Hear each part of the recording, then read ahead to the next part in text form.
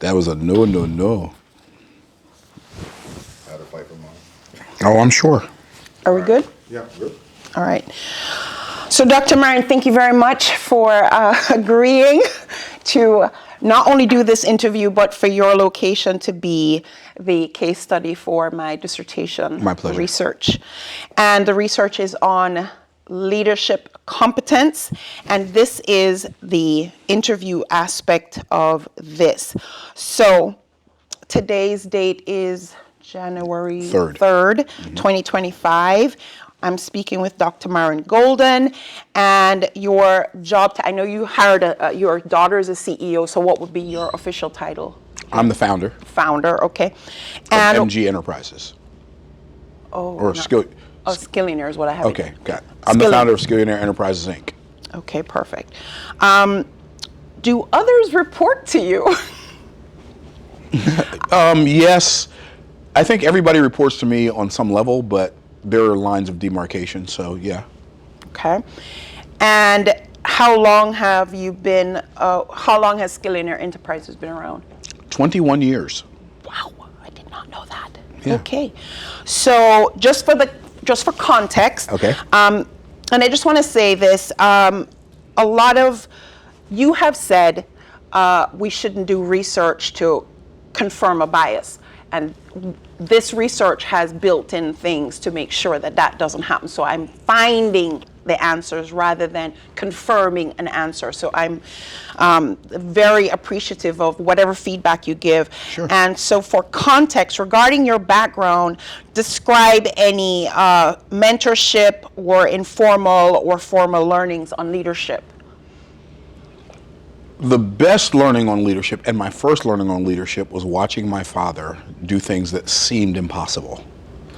And watching my mother and my father raise 7 sons and turn boys into men, and who are responsible, caring, intelligent, but willing to fight when necessary for the right of the cause, whatever that cause may be. So my parents, I would have to start there. They were some of the best leaders I've ever known. My dad was the youngest. My mom was the third oldest in her family. My mom was the third oldest of 11 siblings. And they grew up in the South in the 30s, 40s, and 50s, moved to Pennsylvania in the 60s after my older brother and I were born. My younger brothers were all born up there in Pennsylvania. And interestingly enough, even though my parents had the most kids and our family was the poorest in our family, on both sides probably, my parents were always taking care of people and taking people in. It was just fascinating to me. I didn't notice it until I became an adult. So my parents would be where it started. Then I came to Christ when I was 16 years old, and then pastor, youth director in church, and then one leader in particular. He's a pastor now in Houston, Texas. He's 73. And I remember that because I met him when I was 17 and he was 27, and he was a college professor, a Bible college professor. And I learned the art of leadership from him. And here's what I mean. His name's Dr. Johnny Pope. He is by far the most impactful person in my life when it comes to how to treat people well. Like, I never left his presence feeling less than. I always left his presence feeling more than, and he treated everybody that way. Wow. So he's one of the greatest. And then I've had a lot of business opportunities that I was a part of that had great leaders. I've paid for a lot of coaching. Another pastor friend of mine in Corsicana, David Mitchell, just a great family businessman and pastor, leader, and a great friend. Jerry Clark, my first paid mentor that I paid to teach me how to do business. Russell Brunson, and then I've read thousands of books. So all of that has impacted my ability to lead people, because I think the ability to lead people is going to be, your ability to lead people is going to be determined by what you believe the definition of leadership is. And I think different people have different definitions of what they believe leadership is. And if you'd like me to, I'll share my definition, Please. the one that I believe. I believe that leadership is developing in other people a desire to follow you. Now, how do you develop in a desire in somebody else? By demonstrating that you care about them and where they're headed and where they end up. So one of the things I want to share with you is, to do the dissertation, we have to do hundreds of literature review and identify a gap. So when you said there's a lot of definitions on leadership, you're absolutely right. However, there's no consistent definition Across the board. 100%. And for this gap, for me to do this study, which not only did I have to establish there really is a gap,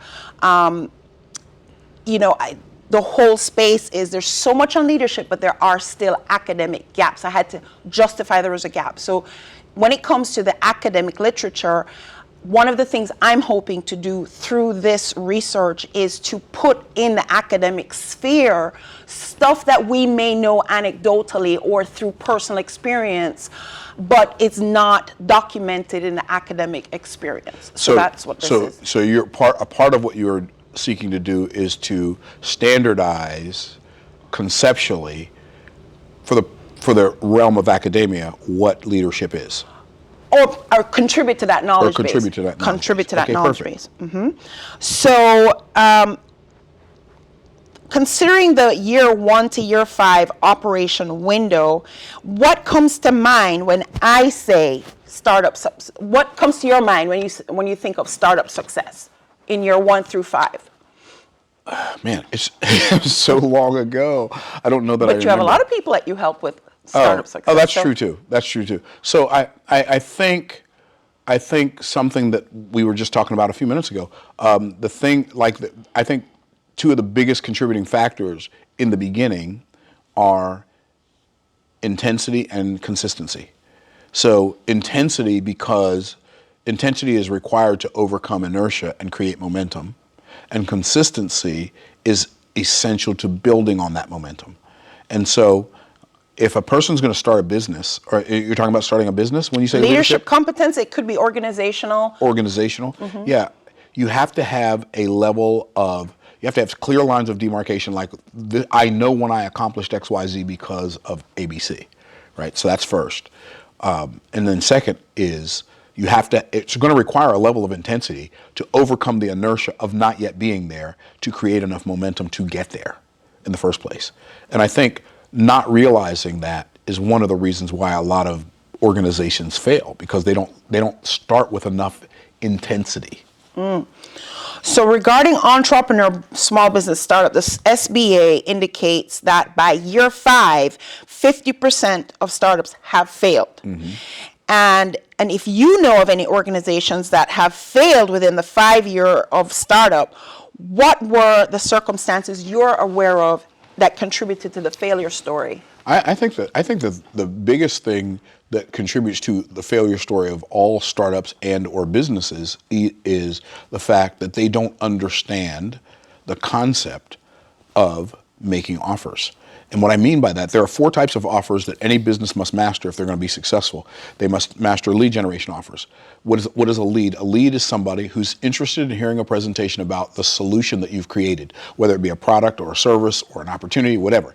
There has to be a group of people who are willing to listen. If you don't have anybody to give a presentation to, you're not going to make any sales, right? So that's number 1. You need to generate leads. So you need a lead generation offer. What is a lead generation offer? It's something you give somebody to prove to them that you can help them by actually helping them. Okay, so that's number 1. And if you think about, when I think about businesses that everybody would know about that were really, really good at this, the first one that comes to mind is Chick-fil-A. Because Chick-fil-A built one of the most successful businesses, family businesses in history by giving away free chicken samples and then treating their customers really, really good. Right? So lead generation offers. Then you have core product offers. A core product is the primary product that you sell to people when they first become a customer. For an insurance company, it would be an insurance. For a real estate, it would be a house, right? For a plumber, it would be a plumbing service, right? So you need a core product offer. And so when you get those two things down, if you can create some velocity of core product offers, you can sustain a business for a very long time just selling core products, right? For instance, if you have a product, your core product is $500, if you make 1,000 sales a year, which seems like a lot, but if you make 1,000 sales per year, that's $500,000. But if you have a $500 offer and you make 100 sales a year, that's $50,000. For a lot of businesses, that's enough to stay in business with, like for that first 5 years. Then you need a premium value offer to infuse profitability into your business. Like your business, now you can breathe. Why? Because you have a product that makes so much money when you make a sale that it gives you acceleration of wealth creation. And then lastly is continuity offers. And that is when you sell something to somebody once, like a newsletter or a membership site or a software as a service, you sell it to them once, but they pay for it every month from now on. So I think not having that framework. See, people have a business plan, but they don't have business objectives. And so if those four things are the primary business objective, I'm going to go generate a bunch of leads really, really fast. And I'm going to convert a percentage of those leads into sales. And then a percentage of those leads that convert into sales, I'm going to offer them a premium package. And a percentage of those people who bought the core product will buy that. And then you create some kind of continuity. If a business will do that and creating solutions that people already care about versus creating a solution that the business owner cares about, it's really going to be hard for the business to fail. Okay. So considering that statistic of 50% of businesses failing within year 5, I think you kind of answered that. What generally contributes to that failure? I think you said that. So we'll move to the next one. What challenges, if any, come with running an online coaching organization? There are lots of challenges. First of all, you have to be coaching on something. Like the first challenge is figuring out how to create a coaching program in an area where people want to be coached, not just one in which you want to coach. There's a big difference. Like people say, well, I've always wanted to start this business. Well, I don't want to start the business I've always wanted to start. I want to start the business that the marketplace has always wanted started, right? And so it's about creating solutions for other people. And you only do that when you care more about solving their problem than you do about solving your own. And so I believe that one of the critical components of building a successful business is obsessing over other people's problems so much that you have a better solution than they do or anybody else they found. Okay, so when I add the online coaching or part to it, is one of the things that came out of COVID was organizations that had leaders and they were good with their people. The moment they went to an online platform, their leadership disconnect from not being in a physical presence. So there's some online dynamics that may be different just because it's online. Yeah. For us, even though we did a lot of live events prior to COVID, but our business boomed during COVID. We were doing well before COVID, but during COVID and after, it got even better. If you think about it, it's easier to congregate people online than it. Now, your team, I think what happened for those businesses that struggled, like you just said, is people weren't as effective leaders as they thought they were, because they were only as effective as they could be when those people were in the same space. But when they were not in the same space, they could not be as effective. So they couldn't create as much or produce as much productivity out of those people with those people as they could when they were in the presence of those people. And so, but I found that if I'm working from home, oftentimes I have more energy because I didn't have to get in traffic in Florida and protect myself from Florida man. And a lot of your staff do work remotely. A lot of our team does work from home. In fact, the majority of our people work remotely. We have a handful of people who work here in studio. And the fact that it's successful, there has got to be that online dynamic. So, are there any specific opportunities or hurdles for running a Florida-based online? I'm stressing the Florida because there might be geographic or political or some. All right, so let me repeat the question. Are there any specific opportunities or hurdles for running a Florida-based online coaching organization? Well, the benefits of being in Florida is the weather is just tremendous. Even when it's hot, it's still tremendous weather. Like like sunshine on my shoulder makes me happy is more than just a song, right? And so that the benefits, I think, are the weather. If you're dealing with people in Florida, you just have generally happier people than people who are under fog and clouds and rain and snow for the majority of the year, I believe. That's one. Challenges. It's very dangerous to drive on Florida roads because people are from everywhere and their drivers are just horrific. Two, insurance is so expensive here. It costs so much more for insurance, for business insurance, for homeowners insurance, for car insurance. It's more expensive here, maybe than anywhere else in the United States, but certainly than most places. I just bought a house recently, and my insurance is more than most house payments I've ever had. It's like, what? Insurance is how much? Like, it doesn't even make any sense. And so I think those are some of the challenges. Yeah, it's like some people will, form a business in Nebraska or whatever, just because of. Oh, well, and there are if you're creating entities for the purpose of anonymity and protecting yourself from litigation, there are definitely better places to do than Florida. But at least in Florida, another benefit is we don't have Florida state taxes. Okay. So for business or for individuals. Now we're getting into more of the. So I have 4 overarching research questions, sure. And then they're supported by sub-questions. So the overarching research, so everything prior to this was contextual.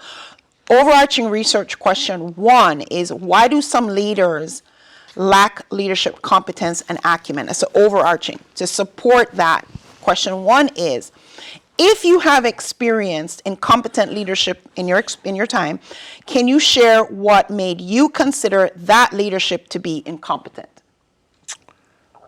If you've seen it, if you've experienced it, what made you think that they're not very competent? Yeah, I've definitely seen it. What makes me conclude that leadership is incompetent?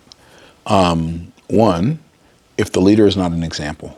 First and foremost, the only right anybody has to lead is by example. If you can't lead by example, you can't lead. That's number 1. 2, leaders who are not open, they're closed. And here's what I mean by not open and closed. Leaders who are not open to feedback, they're not open to dialogues, everything's a monologue. I think that's a huge hindrance to like high level leadership.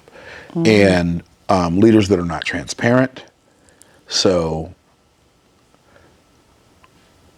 if they're having a problem at home and then they bring that problem to work, and so they're treating the people at work like they're the problem because of some problem they have at home. That's not quality leadership. And like not caring about the people that they lead and demonstrating that they care about the people they lead more than they care about the people they lead following them. Okay. How could an incompetent leader potentially have a successful organization despite their lack of personal competence? Oh, it happens all the time. Because they have leaders under them who are competent. That's the only way it's going to happen. So you may be a competent leader who reports to an incompetent leader.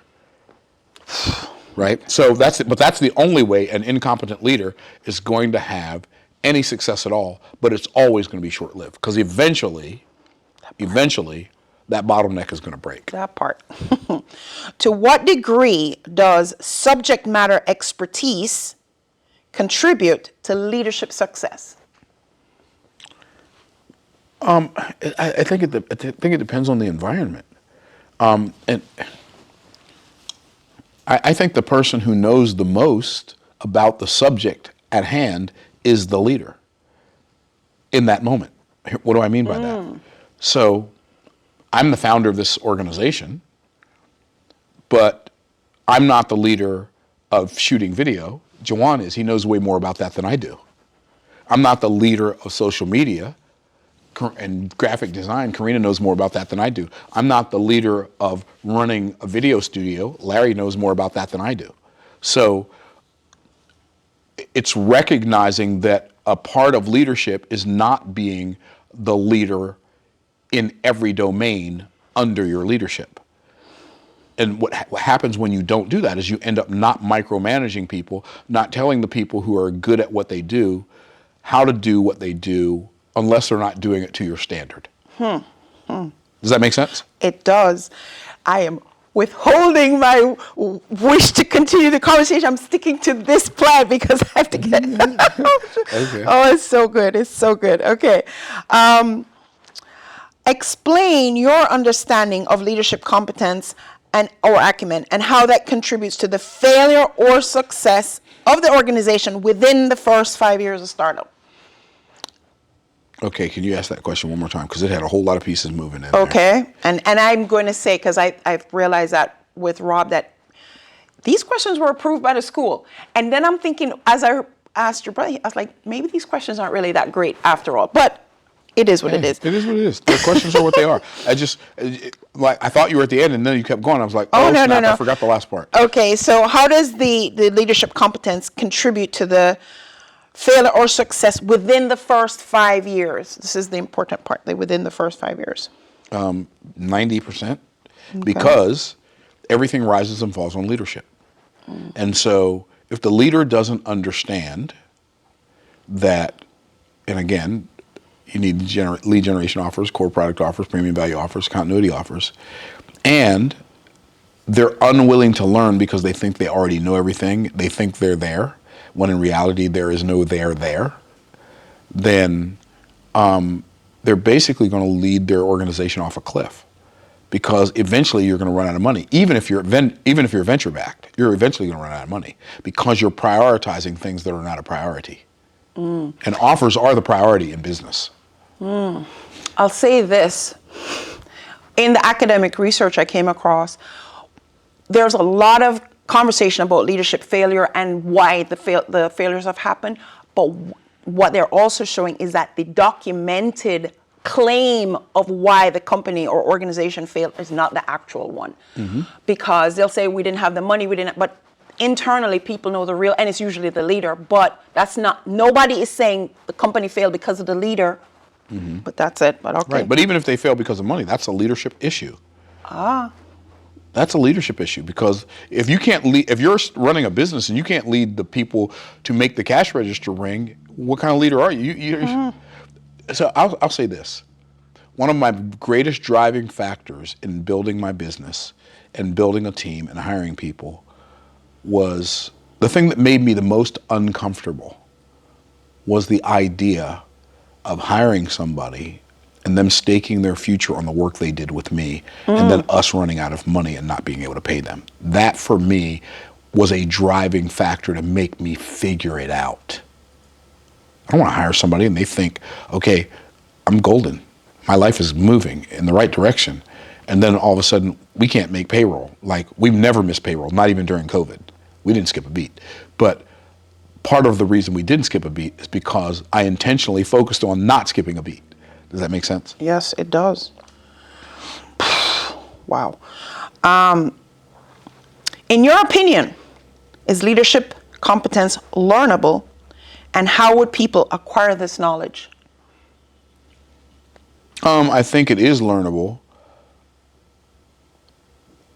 but I don't think it's 100% learnable. I think in every domain in life, you have two categories of increasing competence and capability. One is talent, the other is skill. Talents are God-given, skills are acquired. So a person who is talented and unwilling to develop their skill can be outperformed by somebody who's not as talented but is willing to develop their skill.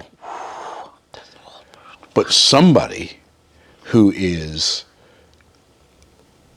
talented and will build on that talent skill will always outperform somebody who's not talented but only has skill. Oh,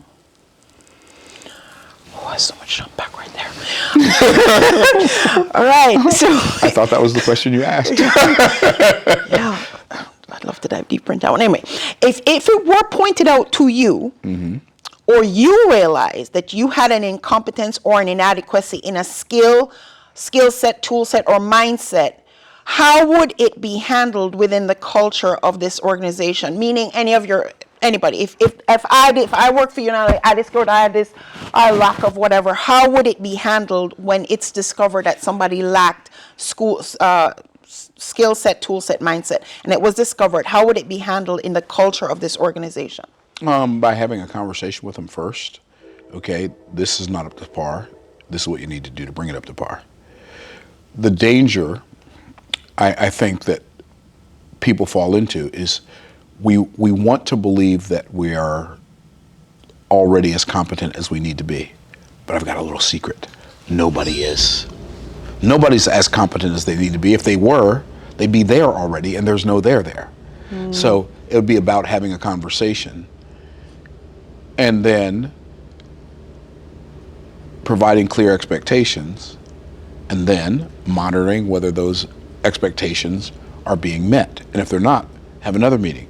But if somebody's going to fight for their limitations, they're probably, they're going to keep their limitations, but they're probably not going to keep their job. Okay, this is off, and I've seen where your people get trained too. So that's one of the answers. Oh yeah, training. Yeah. Oh yeah, training. Yeah, you have to have training. I've seen it. I just personally know that. Right. That's the only. Yeah. Well, if I didn't know you, I would have. But I was thinking about like when you notice that there's an incompetency. Clear. So first of all, nobody is 100% competent on 100% of everything. So the other part that I was thinking was is that you focus on developing your strengths, but you hire your weaknesses. That's one of the most important things anybody can do to create enough velocity that I was talking about to overcome that inertia and create momentum. Okay, so now we're on research question number 2, overarching. What leadership competencies and acumen can help Florida-based online coaching businesses grow and remain sustainable? That's the overarching thing. So number 1 in this, considering an organization's growth phase. Sure. What leadership competencies or acumen does the leader need to have to facilitate organizational growth during years 1 through 5? What competencies do they need to have? The willingness and ability to measure, to monitor, to adjust so they can have control. So, measure. Where are we? It's so fascinating. It doesn't matter if somebody has a business that's doing $20 million a year. When I consult with them, the first thing I ask them is, how many leads are you generating per month? You'd be shocked how many business owners don't know the answer to that question. Don't have any idea. How many leads are we generating per month? How many leads are you generating per month? What is your core product offer? How many of those are you selling per month? Let's say you're generating 500 leads a month. What percentage of those 500 leads are you converting? Are you converting 25 of those leads on your $1,000 offer? I mean 25%, because 25% on your $1,000 offer, that's $1,000 times, I said 20%. 20%, if you're converting 20%, that's 100 sales at $1,000, you're doing $100,000 a month in revenue, right? So measure it, monitor it, okay? Do you have a premium value offer? If so, what's the price? How many of those are you selling? And then, do you have a continuity offer? And if so, what's your MRR from continuity? Like, measure, monitor, adjust, and control. If you measure, monitor, and adjust, and control, those 4 matrices, control, right? There's no way you can go out of business in the first there's no way you can go out of business in the first 5 years unless you're doing something illegal and the government comes and shuts you down. Okay. Considering the maintenance of any growth achieved by the organization, are the skills for maintaining growth the same as those needed to trigger the growth? No. No. No. To trigger the growth, you need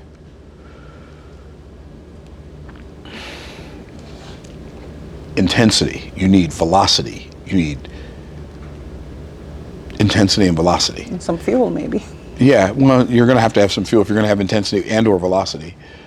But to maintain, in order to maintain where you are, you have to always stay focused on growth. But the ability to maintain and grow from a place of, okay, we're doing okay, you have to develop and implement systems.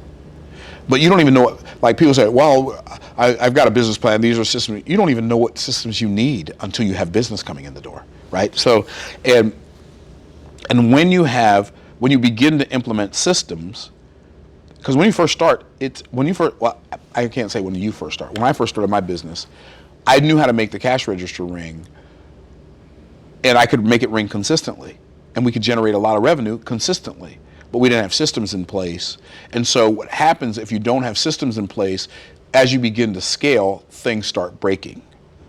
Customer service starts lagging, fulfillment starts lagging, like you start having internal conflicts, et cetera, et cetera. You have to develop systems because, in the words of W. Edwards Demings, who helped revitalize Japan after World War II, he said, systems under which people work account for 90% of the failure. Therefore, the key to success in any endeavor is to perfect the system. Systems are necessary for maintenance and future growth. Have you observed any leadership competence challenges among, was probably not a good question. Sure it is. You don't have to answer it. You don't have to answer any question that you're not comfortable answering. But this question is, have you observed any leadership competency challenges among the staff here, and how are those handled or managed culturally? Yeah, there are leadership challenges, are incompetencies with every member of the staff here, present company included. No, if anybody tells you they're good at everything they're not a good liar. Okay, so all of us have incompetencies. That's the purpose of being alive, right? But is to transform to become more competent in our role to support the objective of the entire organization. That's everybody's job. That's my job. That's the CEO's job. That's project manager's job. That's social media, it's every fulfillment, everybody. That's everybody's job. And so, yes, but we recognize those incompetencies as people are working and then attempt to help them develop competencies in the areas of those incompetencies. And we have to be honest with ourselves when we find them in ourselves, as well as honest with other people when we find it in them. We're on to research question number 3, and there's only 4. Cool. The overarching again is, what strategies do successful leaders demonstrate? What strategies do successful leaders demonstrate competency and acumen to ensure a positive business model? And that's the overall. So here's a question. Define a positive business model. I was actually, when I say business model, what comes to mind? That's the first question in it. When I say business model, what comes to mind? What comes to my mind is a framework that I created. So there are several business models. I call one the entrepreneur business model. That's low volume times low profit equals entrepreneur. You sell something, you make $3. You sell 4 of them a month. You are a entrepreneur who thinks you're an entrepreneur. You want to be an entrepreneur. Then there's the entrepreneur business model, which is high profit, low volume. So let's say you have a $1,000 offer, but you make 10 sales a month. You make $10,000 a month. You're a real entrepreneur. Okay, so you have a $1,000 offer, you make 10 sales a month. You're an entrepreneur. You're not getting rich, but you're not in the food stamp line. I don't think they call it food stamps anymore, but you know what I mean. Okay. Then there's the Waltrepreneur business model, which is, I named that after Sam Walton. And that is low profit times high volume. LP times HV equals Waltrepreneur. Sam Walton had a motto: I don't ever want to make more than 30% margin on anything that I sell. So if I get a good deal from a vendor, I'm going to pass that good deal on to my customers. So he got rich. He became the wealthiest man in the world, turning $1 into $1.30, which is mind-blowing to me. And just doing that over and over and over and over again in volume. Most Shopify sellers who are successful, Amazon sellers who are successful, they're Waltrepreneur. They're operating from what I call the Waltrepreneur business model. And then there's the Wealthtrepreneur business model, which is high profit, times high volume, that equals Wealthtrepreneur. So if you have a product that sells for $20,000 and you sell 200 or 300 of them a year, or if you have one that's $50,000 and you sell 100 of them a year, or you have one that's, a few $100,000 and you sell dozens of them per year. All of those are Wealthtrepreneur. That's a Wealthtrepreneur business model. You can have a business that uses all of those or any of those. I would stay away from the entrepreneur though. What would a positive business model look like to you? I think that's kind of answered there, but let me just read it just for the sake of reading. What would a positive business model look like to you? Social impact, innovation, customer focus, non-toxic organization. These are just help words. Transparency, collaboration, adaptability, growth. What would the positive business model look like to you? It would have to operate, number one, from integrity, which means they're not doing anything to the people they sell to. They're always serving the people. They're doing something for the people. They're operating from a place of integrity. They're not doing anything illegal. They're not doing anything that would be morally wrong. So that's integrity. They're operating from a place of like hyper intentionality. What does that mean? That means they are seeking to serve the people they serve at the highest possible level with everything they sell them. If the thing they sell or the thing they offer doesn't serve people at the highest level, they refuse to sell it. And I think that is a positive business model, because if the business model that you have, in my opinion, seeks to please God and serve people, that's the way to change the culture of the entire world, if everybody has that motto. One thing I love about Liberty is they encourage us to use Bible, and I just love that about them. So that's fine. 100%. Yeah. What leader competencies are needed to build a positive business model? What would be needed? The willingness to communicate, especially as you innovate. Because, see, I think a lot of times leaders don't even realize that the landscape is constantly changing. And when the landscape changes, how you leverage that landscape has to change. And if how you leverage that landscape doesn't change, you will go the way of the 8-track tape, or the typewriter, or the cassette tape, or Blockbuster, or Blockbuster, exactly, or Kodak. If you don't change when the landscape changes, you're gonna get caught, as they say in basketball, watching the paint dry. So you don't want to do that. But when you see as a leader that the landscape is changing, and you quote pivot, you have to give the people who you are leading ample warning, because they can't pivot as fast as you can. You actually said something this morning about AI and content coming, and people are going to have to figure that out. Oh, otherwise, all right, okay. So let me catch back. Where was I? How would you describe the business model of this Florida-based online coaching organization?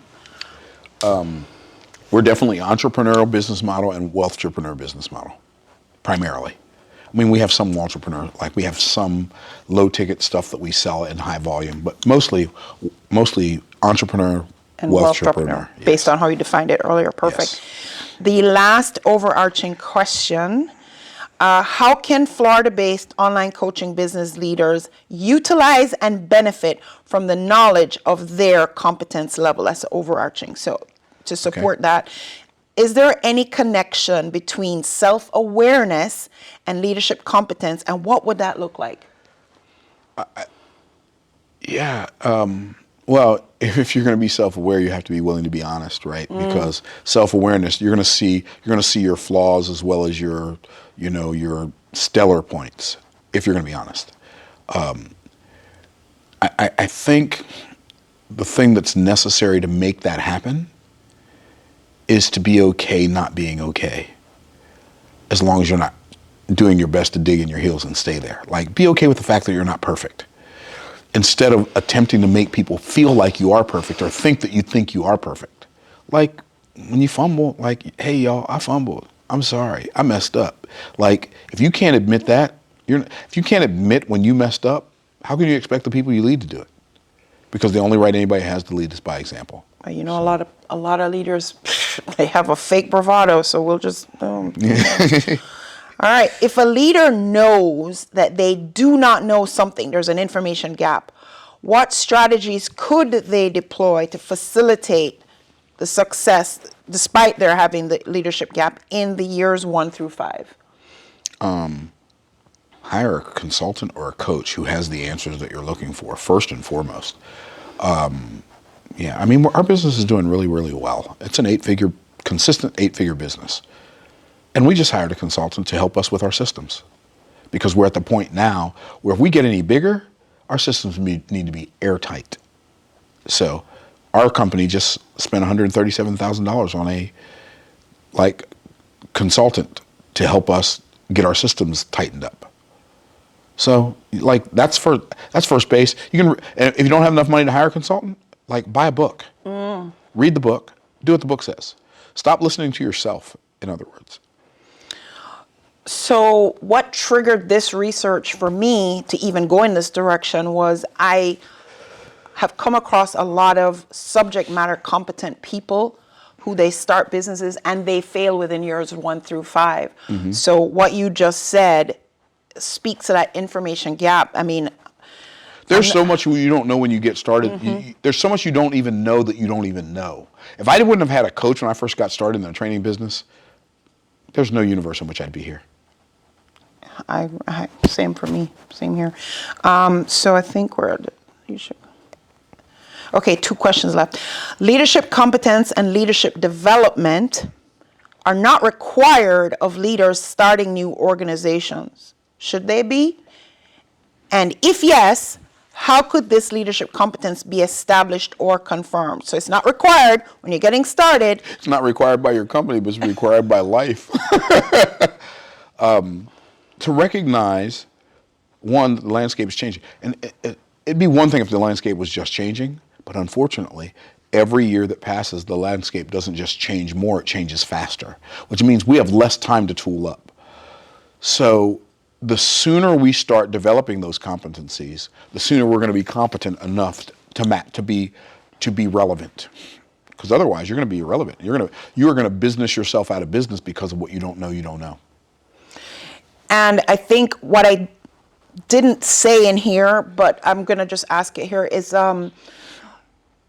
there's no license. You know, you're going to be a nurse, you have to get a license. You're going to sell insurance, you get a license. But when it comes to starting an organization or running a business, there's no requirement for leadership development, for competencies. It's not required. Coming from that's not a question answered. That's me asking something extra. Should that be required in the space of organizations? Should it be you should have some minimal competency proven by something? I think a license is a bad idea because I think the more government oversight you have, the more government overreach you have. So, and the government doesn't do anything efficiently. So a government license is not going to make somebody better. It's just going to make them approved by a government that can't even balance its own budget. So I don't think a license is the answer. I think internal training for the objective of the organization to serve the people that organization serves at the highest level is much better than a license. See, and this comes out of not trying to push an agenda and just seeing where the agenda leads. Exactly. So this is the last question, Dr. Golan. How can Florida-based online coaching businesses you asked me if I could read fast. I guess the answer is no. It's all good. How can Florida-based online coaching business leaders benefit from leadership development in years 1 through 5? How can they benefit? Yeah. Monumentally. Be intentional about it. So here's why leadership development, I believe, is so essential to businesses in years 1 through 5. Because if 50% of businesses fail in year 1 through 5, then you don't want to be in the 50% that's failing. You want to be in the 50% that's succeeding. So how do you do that? You may already be in the 50% that's going to fail. So if you are, then you have to transform. And all transformation, this is the process of transformation, awareness. You become aware when somebody who knows what you don't know shows you what they know.